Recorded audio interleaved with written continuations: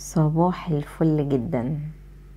شايفين الجمال والبحر الرائع والمية المعدنية الصافية دي في بلدنا في مرسى مطروح. هقول لكم ايجازا كده في فيديو سريع ايه الاماكن الحلوة جدا، اسعار كل حاجة. هبتدي باسعار الشقق، اسعار الشواطئ، اسعار المواصلات، كل حاجة. اول حاجة اسعار الشقق موجودة دلوقتي بتبتدي من رينج 700 جنيه دوت. لو شقة مراوح بس على حسب الموقع بتختلف. اخرها كام؟ لا ملهاش اخر. يعني الشقق في مرسى مطروح ملهاش سعر نهائي، يعني احنا كل واحد بقى هو وحظه يعني. بفضل الاماكن اللي الواحد يروحها تكون في قلب اسكندرية، علم الروم. في قلب اسكندريه زي ما قلت لكم، شارع اسكندريه، الحتت اللي هي حيويه. انا ما بحبش الحتت اللي بعيده، خاصه لو حد او اسره ما عندهمش عربيه. بتكون بعيده عن الخدمات وبتكون بعيده عن قلب مطروح يعني.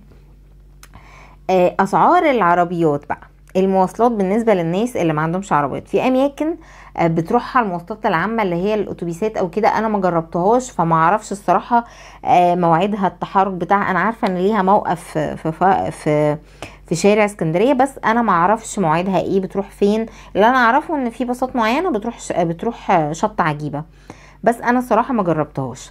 افضل الشواطئ من وجهه نظري شواطئ الأبيض. طبعا دي لا غبار عليها ومفيش كلام حد يقدر يقوله بالنسبة لجمال المية وصفائها لا، المالديف حرفيا. وخاصة لما بتبقى شواطئ الواحد نزل الصبح بدري او شط ما فيهوش زحمة. من انضف الاماكن اللي انا روحتها بالنسبه لي اللي هو الشط بتاع سالم دواس اللي هو المالديف، وده حرفيا انا طبعا سايباكم تبصوا على الميه خطيره خطيره، وهسيب لكم صور في اخر الفيديو هتشوفوها ديت. لا الصور الواحد ما يحسش ان هو متصورها في مصر اصلا، صور جميله جدا وحاجه فوق رائعه بجد والله العظيم. الواحد يعني من الاماكن اللي الواحد بيروحها بحس ان انا بتفصل عن الدنيا كلها. انا دلوقتي احنا كنا رايحين على الكورنيش الجديد اللي هي الشط بتاع سالم دواس، او شط تاني انا روحته اسمه ملوك الساحل. الاتنين دول حلوين جدا والاتنين نضاف جدا. اسعار الشواطئ ايه؟ احنا عندنا اسعار الشواطئ سالم دواس دوت اللي هو اللي انا عارفه انه ليه شطين، اللي هو المالديف وام الرخم.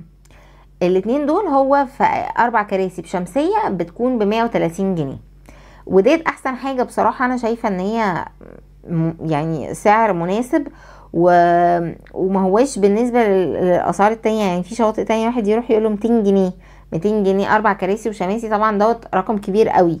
لازم هو عامة ما عدا شواطئ معينة بتبقى هي الاسعار فيها محددة، اي مكان تاني بنروحه لازم بنتكلم في الاسعار، لان الاسعار بتبقى اوقات مبالغ فيها جدا. الشط التاني اللي رحناه برضو ملوك الساحل، ده خطير بالنسبة لي، خطير جدا. كان رايق، الشماسي بتاعته كبيرة يعني تحمي الواحد حرفيا من الشمس ما يتحرقش. لا كان مناسب جدا، وخاصة لو في اطفال. بالنسبة لي الاتنين برضو ما كانش فيهم يعني ما كانوش غوطين قوي، لا مناسبين لان في اطفال. الشط رملي، لان في اماكن تانية اللي هي الشواطئ العامة في مرسى مطروح بيبقى الشط بتاعها سيكا صخري بيعور الرجل، في صخور وفي زلط كده. انا عامه ما حبيتش الشواطئ اللي هي المجانيه. انا شايفه ان كله مجاني اصلا، يعني هو اللي بيغلي الجزء بتاع الابيض المواصلات بس.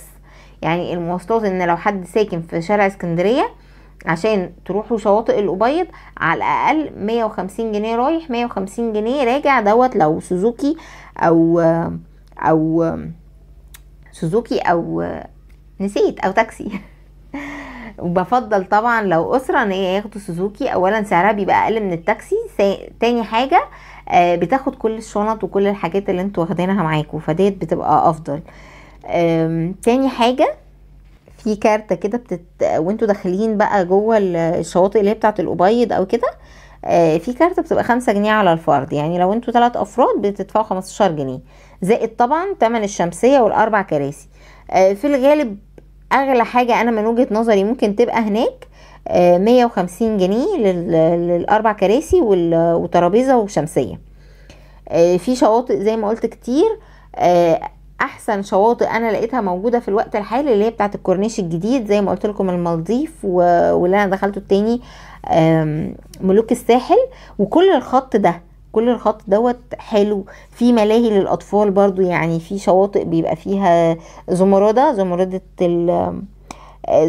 الأبيض ديت، في برضو بيكون في ديت ما فيهاش ملاهي، بس في اللي هو زي المالديف والحتت دي لا فيها ملاهي للاطفال كده، العاب بيلعبوا بيها بيلعبوا فيها يعني جنب الشط.